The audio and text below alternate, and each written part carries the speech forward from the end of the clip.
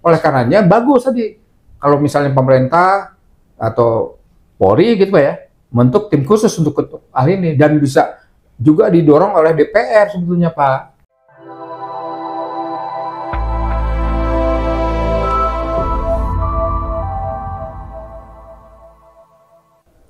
Assalamualaikum warahmatullahi wabarakatuh. Waalaikumsalam warahmatullahi wabarakatuh. Ya, apa kabar teman-teman semua? Saat ini saya kembali sedang bersama dengan Bapak Juju Purwantoro, Sarjana Hukum. Beliau selain tokoh di tim pembela ulama dan aktivis atau TPUA, juga seorang advokat senior dan juga merupakan salah satu tim dari kuasa hukum Roy Suryo dan kawan-kawannya, di mana kawan-kawannya itu adalah Pak Rismon Sianipar, Ibu Fauzia Tiasuma, kemudian Ibu Rijal Fadila, Ibu Kurnia, dan Rijal Fadila. Bapak Rijal Fadila. Iya. Oh, dan Bapak Egy Sujana. Dan Egy Sujana. Egy Sujana adalah Ketua Umum TPUA. Iya. Memang yang menjadi sorotan sekarang ini terkait ijazahnya Pak Jokowi memang TPUA ya Pak ya? Betul. Karena Pak Rijal juga Wakil Ketua Umum. Wakil Ketua Umum TPUA. Ibu Tri Kurnia, Kurnia Triroyani juga dia seorang advokat di TPUA sebagai bendahara. Iya. Nah tapi teman-teman saat ini kenapa saya ngobrol lagi dengan Pak Juju? Karena Pak Roy Suryo, Bapak Rijal Fadila, Bapak Rismon, dan Pak Egy Sujana itu sudah mendapat panggilan ya Pak ya. Panggilan kembali. Panggilan kedua kali. Iya. Untuk diklarifikasi terkait laporan Pak Jokowi Polda Metro Jaya dan juga laporan dari relawan-relawannya dari Polres-Polres yang sudah ditarik ke Polda. Iya, itu. Kalau saya baca dari surat pemanggilannya ya, untuk klarifikasinya itu tuduhannya bukan pencemaran nama baik atau fitnah bukan ya, tapi penghasutan. Nah kalau penghasutan ini kita tahu yang dilaporkan oleh relawan ya kalau nggak salah ya. Nah kalau saya ingat sekali ya, kenapa dituduh melakukan penghasutan, karena itu terkait dengan aktivitas kedatangan Pak Rijal Fadila, TPUA intinya ya, ke rumahnya Pak Jokowi pada 16 April 2025 di Solo dan ke UGM tanggal 15 April 2025. Nah, tentunya pemeriksaan ini klarifikasi ya Pak ya, itu tanggal 2 ya, hari Rabu ya, tanggal 2 Juli. Nah, kita mau tahu nih kesiapan dari tim kuasa hukum, karena kebetulan saya hanya bisa bertemu dengan Pak Juju nih sekarang. Ini pun beliau baru datang. Walaupun ada beberapa orang kuasa hukumnya lain ya. Gitu. Karena yang lain lagi pada sibuk dan Pak Juju pun baru bisa saya temui nih malam hari. Makanya saya ngobrol lagi dengan Pak Juju. Pak Juju, bagaimana kesiapan dari keempat orang yang dipanggil itu untuk diklarifikasi pada hari tanggal 2 nanti ya, hari Rabu ya? Hari Rabu, dan juga, jam 10. Dan juga bagaimana kesiapan dari tim kuasa hukum? Iya, Pak Roman, terima kasih atas bincang-bincang kita kali ini.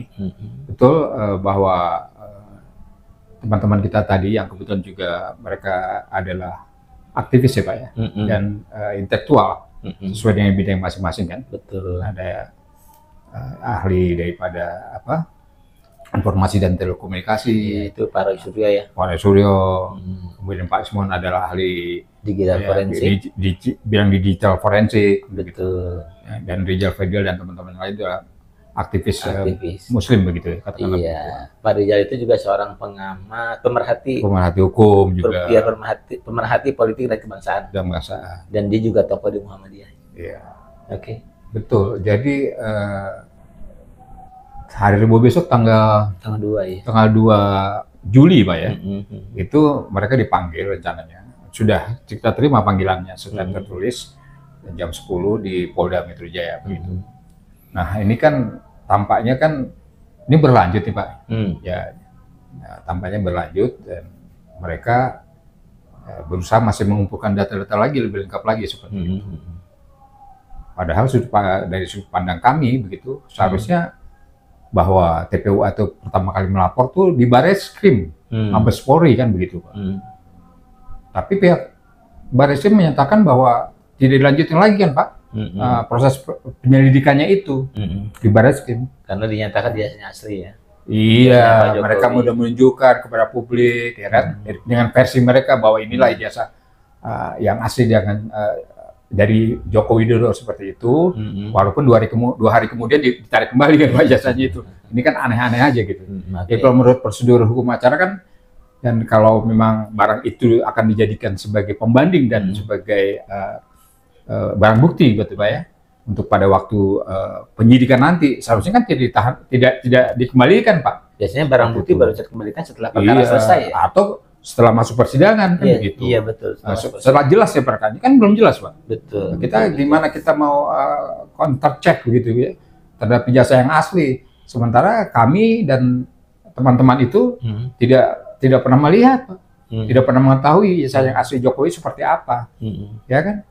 Jadi kalau ada pihak-pihak dari pihak sana begitu mengatakan bahwa wah itu asal nuduh aja, asal sembarangan aja, tidak pernah meneliti atau melihat ijazah asli. Memang demikian.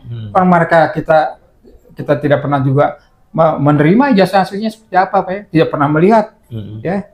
Jadi tidak bisa juga tuduhan mereka seperti itu ya. Kita sudah berusaha. Nah, sebagai peneliti, sebagai pengamat begitu hukum dan pengamat pengetahuan ya, seperti Dr. Rismon ya, digital forensik, mereka bisa meneliti dengan cara yang lain gitu, pembanding yang sempat dia ketahui ya, baik melalui sumber-sumber yang lain ya, entah itu langsung kepada datangi ke Universitas Gadjah Mada saat itu ya, walaupun cuma dipoto gitu, seperti itu Pak ya, dengan foto ijazah yang ditunjukkan di mana di UGM, bukannya sudah skripsi juga ya. Skripsi juga skripsi. Itu Dr. Rismon mencari sendiri pada waktu itu tidak didapat, tidak ditemukan Pak ya, biasa aslinya, dan dimintakan kepada pihak rektorat juga tidak diberikan, walaupun dijanjikan Pak ya nanti kami akan berikan kemudian begitu ya. Ternyata yang ditunjukkan hanya skripsi. Hanya skripsinya ya. Itulah yang didapat sampai saat ini. Jadi saya pikir sebagai warga negara yang mempunyai latar belakang, punya pengetahuan tentang bidang penelitian, ilmu pengetahuan, apalagi juga dosen begitu ya, itu suatu yang wajar saja Pak. Ya. Dan orang juga mengatakan kalau pekerjaan seperti itu hanya mencari-cari kerjaan saja kan gitu Pak. Ya, mencari kerjaan, kenapa nggak ada pekerjaan lain kan seperti itu.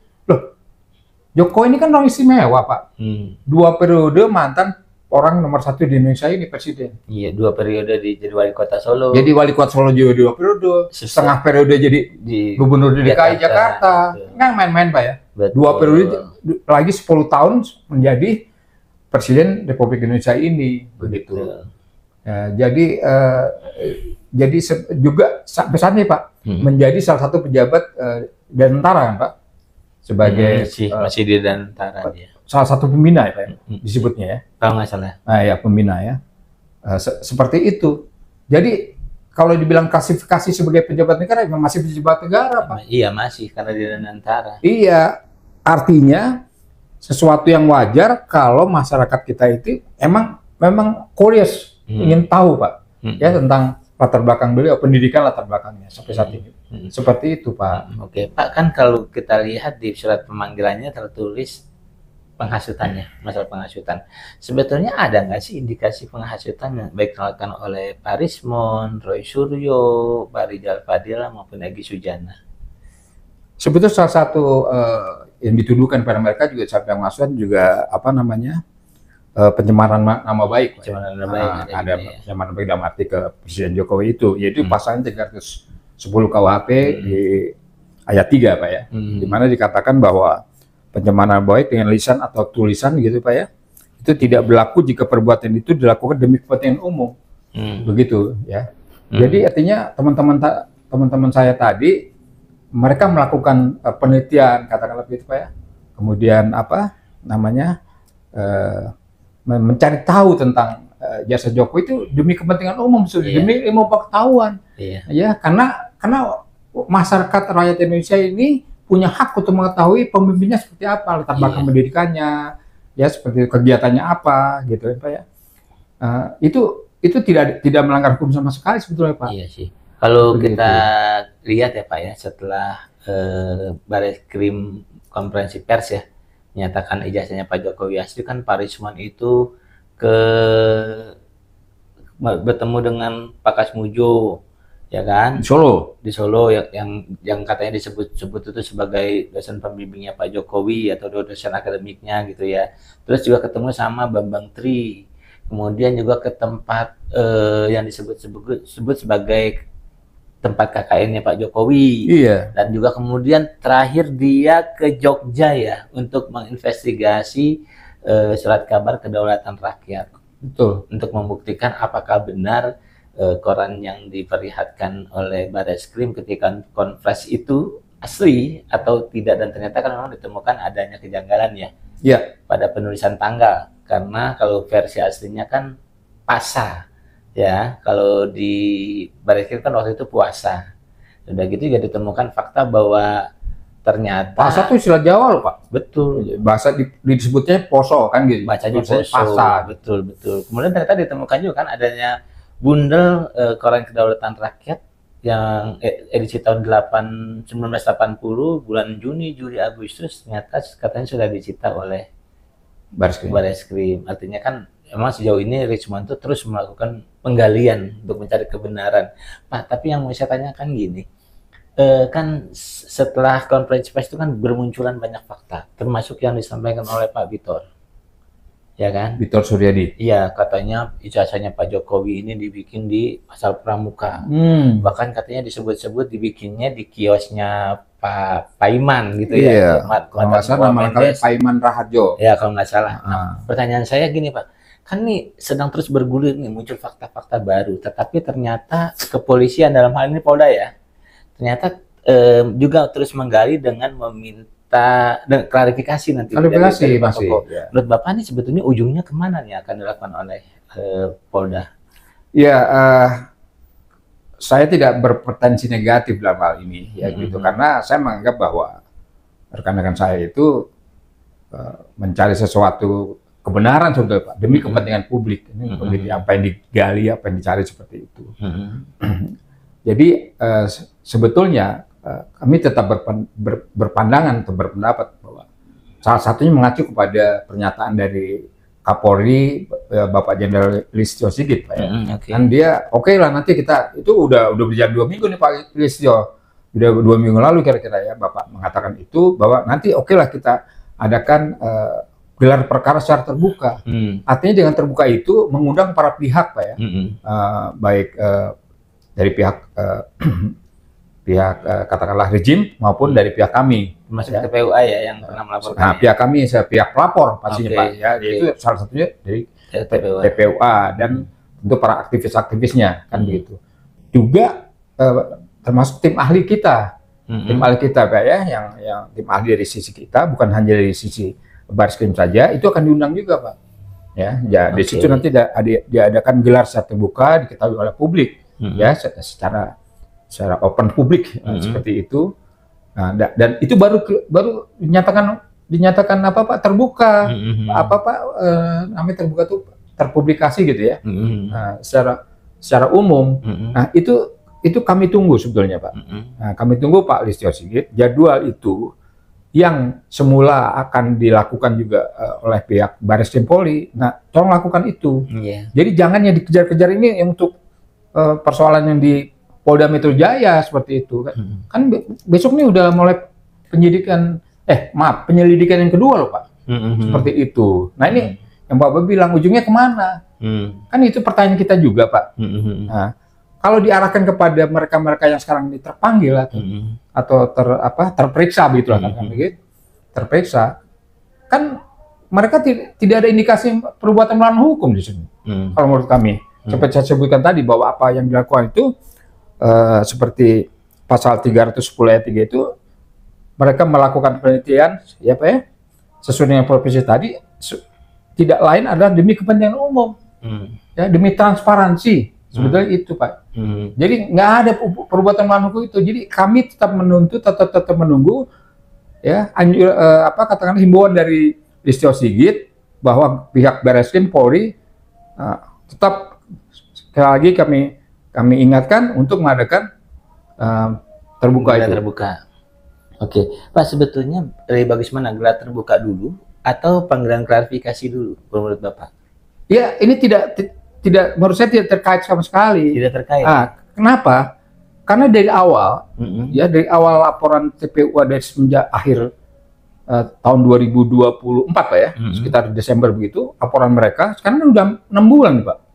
Udah 6 bulan, artinya sih sudah berproses cukup lama kan, laporan dari rekan-rekan saya juga di TPUA itu. Dan itu kan tadi Bapak katakan dihentikan. Iya, sudah dihentikan karena ya, dianggap tidak terbukti, karena ijazahnya Jokowi dianggap palsu, dianggap asli, dinyatakan asli. Ya. Masalah terbukti atau tidak terbukti itu kan yang berhak gitu Pak, menyatakan itu kan harus pengadilan juga Pak. Bagaimana kita bisa mempercayai pihak Polri kalau hanya dengan mengatakan secara sepihak seperti itu, dan kami juga tidak atau belum melihat ijazah tersebut Pak. Pak, gini, kan sejauh ini juga masih belum clear banget apakah ijazahnya Pak Jokowi ini asli atau palsu gitu ya. Betul. Tapi kemudian sudah ada proses untuk laporan bahwa orang-orang ini melakukan penghasutan. Bapak melihatnya gimana? Ya itu tadi saya katakan bahwa ini sangat tendensius. Kalau justru diarahkan kepada rekan-rekan kami tadi Pak ya, pemeriksaan berlanjut walaupun sifatnya baru pemeriksaan ya. Tapi seorang Jokowi Pak, pada waktu dia melaporkan ke Polda, harusnya kan yang lebih prioritas yang pelapornya dulu si Jokowi ini Pak. Dan pada waktu itu tidak sampai 1 jam melaporkan langsung keluar lagi Pak. Selesai katanya, dianggap selesai. Nah, itu kan nggak mungkin saja. Pengalaman kami selama ini mana ada proses 1 jam Pak. Gitu rekan-rekan kami kemarin sampai setengah hari Pak, 12 jam. Biasanya kalau orang melaporkan biasanya kan kemudian dia akan BAP dulu ya. Oleh sebab itu saya tadi katakan bahwa maksud iya kalaupun di BAP hanya 1 sampai 1 jam beliau sudah keluar dari Polda Metro kan seperti itu. Nah kalau yang fitnah ini kan saya ingat kayaknya relawan-relawannya deh yang menuduh dia, karena kan pernah ada yang laporan ke Polres Jakarta Pusat, ya kan, Polres Jakarta Selatan gitu kan. Kalau laporan Pak Jokowi itu kan lebih kepada penghinaan dan pencemaran nama baik. Ini relawan Jokowi ya Ustaz, maksud Pak Rohman. Iya, ya. Kalau yang laporin penghinaan kayaknya yang relawan Jokowi itu kalau menurut saya sih. Iya, artinya menurut saya kok demikian pay attention ya, sangat perhatian dari pihak Polri, yaitu mereka katanya kan dikumpulkan gitu loh Pak. Mungkin nanti akan ditarik saja pemeriksaannya di Polda Metro Jaya. Ada 4 laporan kalau nggak salah ditarik deh kayaknya. Kayaknya 4 atau 5 laporan seperti itu kira-kira ya. Nah, maka tadi saya katakan sebetulnya ini diawali dengan proses laporan TPU yang tadi saya katakan terlambat itu, ya sampai setengah tahun begitu. Harusnya seperti imbauan dari Kapolri dilanjutkan Pak Barreskrim itu, ya, dengan para pihak pelapor ya dalam hal ini TPUA, kan seperti itu Pak. Ya, ini baru fair begitu loh Pak. Pak, ini kan ijazahnya Pak Jokowi ini belum jelas benar, belum clear lah ya asli atau palsunya, apalagi bermunculan nih fakta-fakta baru gitu kan, termasuk yang dikatakan Pak Bitor gitu ya, yang ditemukan oleh Pak Rismon juga kan. Karena Pak Rismon itu kan ternyata sudah ketemu Pak Kasmujo, katanya Pak Kasmujo mengatakan Jokowi itu bukan pembimbing akademik, bukan pembimbing skripsi. Gitu. Nah kemudian juga ada juga temuan sebetulnya dari Dr. Zulkifli Esekome, aktivis kebangsaan. Dia coba ketemu sama Denny Iskandar. Denny Iskandar itu salah satu dari timnya Jokowi ketika di Pilkada Jakarta 2012. Nah katanya hasil pertemuan dari Dr. Jul dengan Denny, katanya memang dia juga kaget kok antara foto sama orangnya beda. Sehingga Dr. Jul menyimpulkan bahwa ada Jokowi yang asli yang sekarang entah di mana. Iya, kalau bicara soal foto ini jadi kayak lucu-lucuan nih Pak ya. Fotonya dipakai pada waktu buku nikah, dipakai pada waktu ijazah SLA katanya, dipakai juga sarjana. Fotonya sama Pak. Iya, yang di buku nikah itu sama banget. Itu. Nah iya, jadi ini apa dagangan model apa Pak cara begini seperti ini? Seperti tadi Pak Rohman singgung yang dikaitkan dengan penemuan Pak siapa tadi, Pak Zulkifli ya? Dr. Zulkifli. Dr.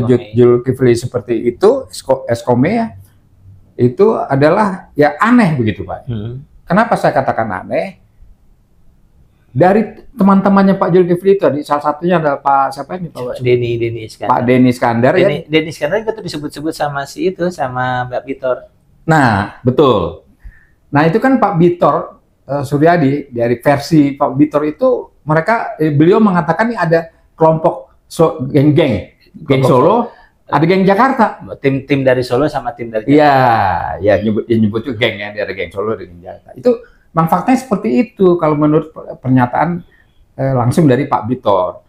Kenapa? Karena memang ada pesan khusus pada waktu Jokowi akan mulai melamar di calon presiden di Jakarta. Karena salah satu syaratnya kan harus melampirkan ijazah, Pak. Nah, seperti itu.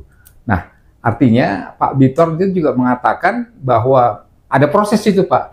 Walaupun dia tidak melihat langsung ya. Nah, tapi itu teman-temannya loh, Pak. Itu mengatakan bahwa memang pada waktu itu, Pak ya, di tahun 2012. Pertama kali 2012, pertama kali daftar di Jakarta itu, bahwa diduga ada proses pembuatan, ya katakan pembuatan ijazah, Pak. Sebutlah ijazah dalam tanda kutip ijazah palsu, ya Joko Widodo di daerah yang Bapak sebut pramuka tadi. Nah, karena seperti disebutkan oleh Pak Bitor adalah mantan wakil menteri, Pak ya, era Jokowi pada itu, yaitu Bapak Paiman Raharjo, ya kan Pak, di mana dia sebagai salah satu ketua relawan sedulur Jokowi. Itu memang dalam arti disinyalir beliau memang mengakui bahwa pernah punya kios, Pak, di pramuka tadi, kira-kira di tahun 2010 ya Pak, dari 2010 sampai 17 ya kira-kira begitu.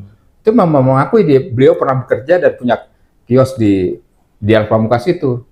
Dan dia memang mengakui bikin berbagai macam dokumen, Pak, betul Pak, mengakui ya, dari dokumen ijazah sampai dokumen yang lainnya memang dibuat di sana, walaupun beliau tidak mengatakan bahwa membuat ijazahnya Jokowi, itu tidak mengatakan seperti itu ya Pak ya. Tapi bahwa di tempat itu memang dibuat berbagai macam dokumen memang betul, termasuk pengalaman beliau, Pak. Pak, kan kita bisa tarik kesimpulan, kayaknya nih pengusutan tentang kasusnya ijazahnya Pak Jokowi ini kayaknya babaliut banget gitu ya. Iya, berkepanjangan. Kita ingat pernah ada kasus juga yang berbau-bau rekayasa gitu ya. Kasus Sambo ya, pembunuhan. Betul. Sehingga kemudian Kapolri akhirnya membentuk tim khusus. Betul. Mengusut kasus itu. Dan clear lah kasus itu. Nah, untuk kasus Pak Jokowi ini perlu nggak sih dibuat juga tim khusus kayak gitu oleh Pak Jokowi? Saya pikir bagus sekali, ide yang bagus Pak Roman, kalau memang itu merupakan salah satu upaya biar lebih profesional, lebih transparan begitu ya, lebih mempunyai kekuatan hukum ya, karena ada tim khusus itu, seperti itu. Karena yang kita tahu sampai sekarang juga Dewan Perwakilan Rakyat, Pak, tidak bersuara, Pak. Nah, tidak bersuara apa-apa, padahal itu permasalahan ini polemik tentang ijazah palsu Jokowi ini juga merupakan suatu masalah kompleksitas bagi rakyat Indonesia juga, Pak. Artinya kita diwakili oleh DPR RI. Nah, sementara DPR RI nggak pernah bunyi, Pak. Betul. Nah, termasuk saya katakan Presiden Prabowo Subianto juga. Oleh karenanya bagus tadi kalau misalnya pemerintah atau Polri gitu, Pak ya, membentuk tim khusus untuk hal ini, dan bisa juga didorong oleh DPR sebetulnya, Pak. Jadi DPR tidak akan pasif seperti ini, Pak. Ya, DPR sebagai wakil rakyat itu khususnya Komisi 3 ya. Seharusnya tuh dia sudah turun ya. Betul. Memperjelas masalah ini, panggil polisi, panggil pihak-pihak yang melaporkan, maupun yang dilaporkan untuk mendudukan perkara ini sebetulnya kayak apa, benernya kayak apa, kejanggalannya di mana, kekeliruannya di mana, kan gitu ya harusnya ya.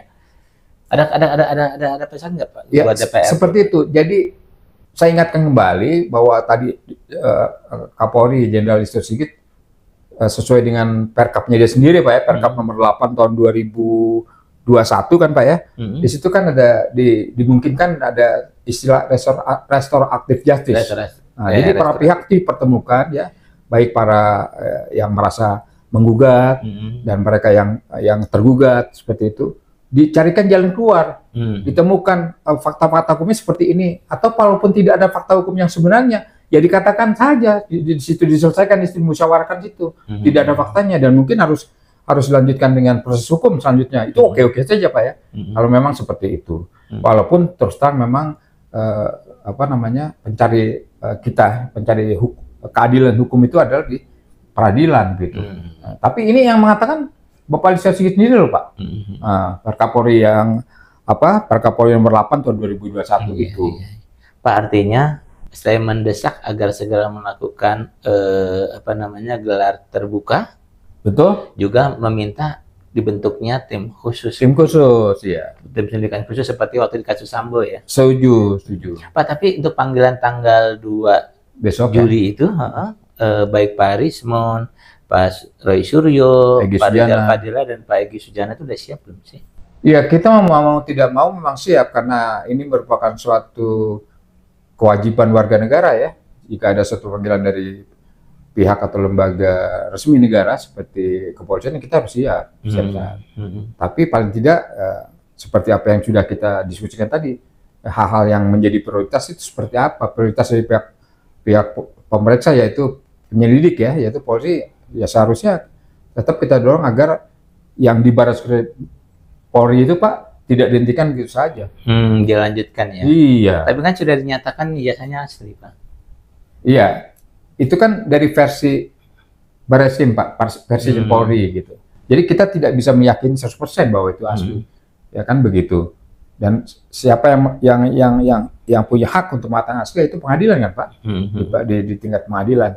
Nah, atau setidak-tidaknya tadi pihak kami diberikan klarifikasi, diberikan pembuktian, ya langsung loh Pak ya, langsung dengan gelar perkara terbuka itu, seperti itu. Pak, kan dari 4 orang yang dipanggil itu, Pak Egy Sujana kan kayaknya lagi sakit ya? Betul, sakit. Mungkin datang nggak sih?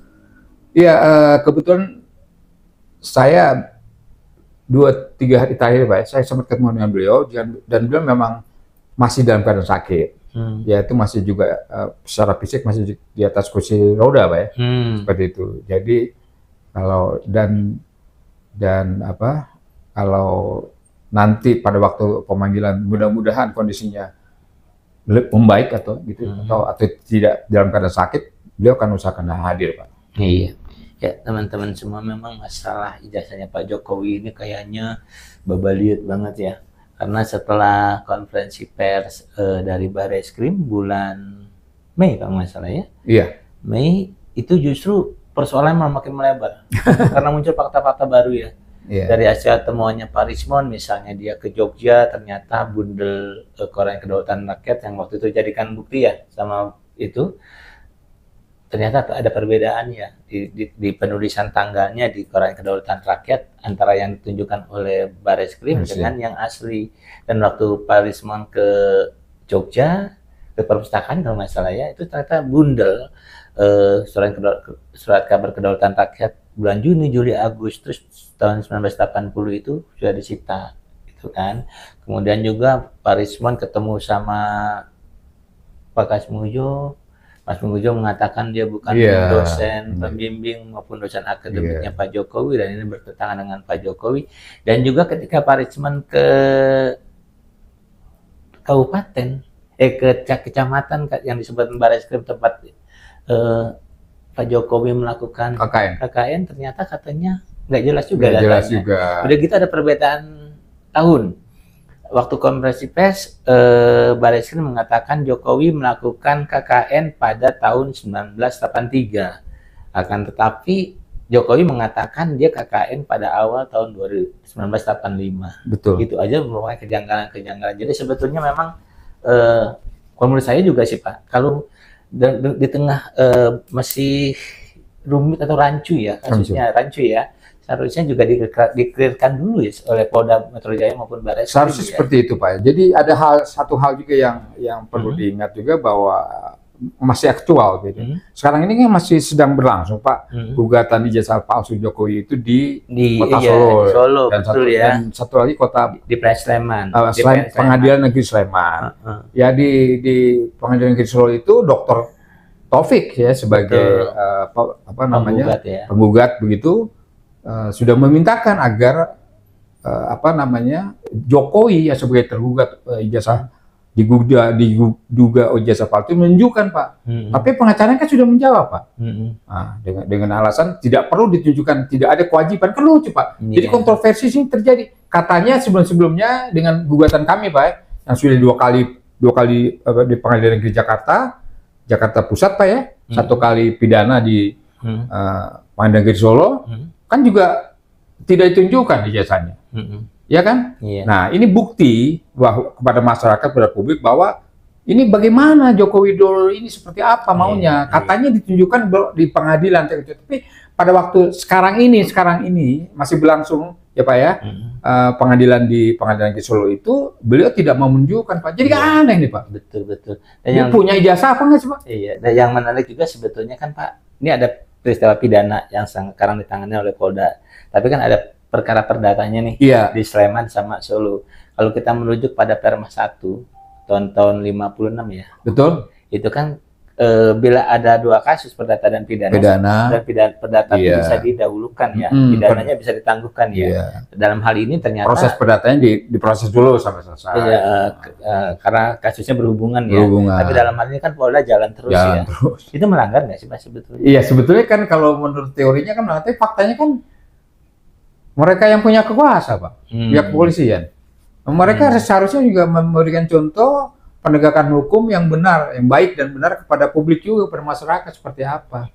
Ya begitu Pak ya. Seperti pertanyaan kita tadi kontroversial terjadi Pak ya.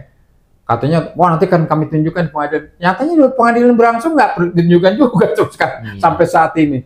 Nanti nggak tahu Pak pada waktu di proses pembuktian. Mudah-mudahan sih proses hukum acara ini berjalan terus Pak ya, sampai pembuktian. Nah, waktu konferensi pers di Barreskrim itu kan udah ditunjukkan tuh ijazahnya tuh melalui layar besar tuh di belakang. Apa itu nggak cukup ya? Ya tentu tidak kalau secara hukum gitu Pak ya. Belum cukup ya, karena itu belum bisa membuktikan atau katakanlah membuktikan kepada para pihak kami ini sebagai penggugatnya ya tentang ijazah palsu itu kan tidak pernah melihat juga sampai sekarang. Aslinya itu kayak apa? Nah, seperti itu. Apakah kertasnya begini ataukah tintanya seperti ini kan seperti itu, atau bentuk hurufnya seperti apa? Tentu para peneliti seperti Bapak Dr. Rismond, Dr. Roswa tahulah hal itu. Tapi kamu nggak pernah tunjukkan bagaimana? Ya teman-teman semua, memang kasusnya Pak Jokowi ini, jasanya Pak Jokowi ini memang perlu penegakan hukum yang adil ya Pak ya. Betul, setuju. Dan tidak pandang bulu, artinya juga harus prinsip equality before the law itu benar-benar harus diterapkan. Karena sekali lagi saya katakan bahwa sebuah negara bisa maju kalau hukumnya bisa ditegakkan. Ya betul, setuju. Dan kita juga nggak ingin citra Polri itu terus terpuruk ya Pak. Karena sekarang pun masyarakat cenderung agak apa ya, kayak kan kalau istilah 2-3 tahun lalu kan dalam peringkat ranking apa Pak ya, instansi yang bersih gitu kan, Polri kan termasuk yang paling bawah gitu Pak. Masa harus begitu lagi? Iya. Dan kita berharap instansi yang terkorup kan malu gitu Pak. Waduh. Dan kita berharap ya Presiden meskipun tidak melakukan intervensi secara langsung ya, tapi karena kepolisian masih berada di bawah tangan Presiden, maka Presiden bisa membuat kebijakan-kebijakan yang antipatif gitu ya. Setuju. Kebijakan-kebijakan yang memungkinkan masalah ini dengan clear. Betul. Karena kalau kita merujuk pada prinsip equality before the law, siapapun yang melakukan kejahatan ya harus dihukum tanpa pandang bulu. Tanpa pandang bulu, karena sudah banyak orang-orang yang melakukan pemalsuan dokumen, termasuk misalnya pelawak Nur Komar yang sudah meninggal, dia pun dipenjara gitu. Kalau di daerah Pak, pejabat bupati, gubernur itu sudah ada jurisprudensi, mereka langsung dihukum Pak. Betul. Dihukum itu menggunakan dokumen atau ijazah palsu seperti itu. Iya. Lah maksud Jokowi tidak sampai di ujung sih Pak prosesnya. Apalagi dia itu jadi pejabat sampai 10 tahun presiden, 2 tahun gubernur DKI. 10 tahun. 7 tahun atau 8 tahun lah jadi wali kota. Kan dia periode keduanya kan nggak selesai kan. Oh iya betul. Oh iya. 7-8 tahun tuh. Iya. Waduh. Dan kita juga berharap ya ketika nanti Pak Egy Sujana, Pak Rizal Fadila, Pak Rismond Sianipar dan Pak Roy Suryo diklarifikasi. Beliau beliau ya masalahnya bisa clear, artinya Bisa nggak sih langsung Ya jadi harus tersangka? ada ujungnya dong Pak. Tapi bisa nggak sih mereka langsung jadi tersangka tuh? Oh ya, segala sesuatu ya bisa saja bisa aja, tergantung ya. sudut pandang polisi kan seperti itu Pak. Nah, mereka ingin menegakkan tadi kita sudah singgung menegakkan hukum secara proses profesional dan konsekuen atau tidak. Ya. Kan seperti itu. Diuji nih Pak sekali lagi Pak. Iya, ya kita berharap Polisi. Polda Metro Jaya yang nanti akan melakukan pemeriksaan ya bisa menegakkan prinsip itu ya Pak ya. Betul. Equality Insya Allah. before the law. Insya Agar Allah. kegaduhan tentang ijazahnya Pak Jokowi Segera bisa- berakhir. Iya, apalagi Pak Jokowi sekarang sedang sakit ya. Iya. Parah sekali sakitnya. Kalau kita lihat dari foto videonya yang tayang di televisi maupun di YouTube ya. YouTube.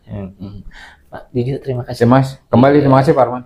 Ya teman-teman, semua kita bertemu lagi pada podcast selanjutnya ya. Assalamualaikum warahmatullahi wabarakatuh. Waalaikumsalam warahmatullahi wabarakatuh.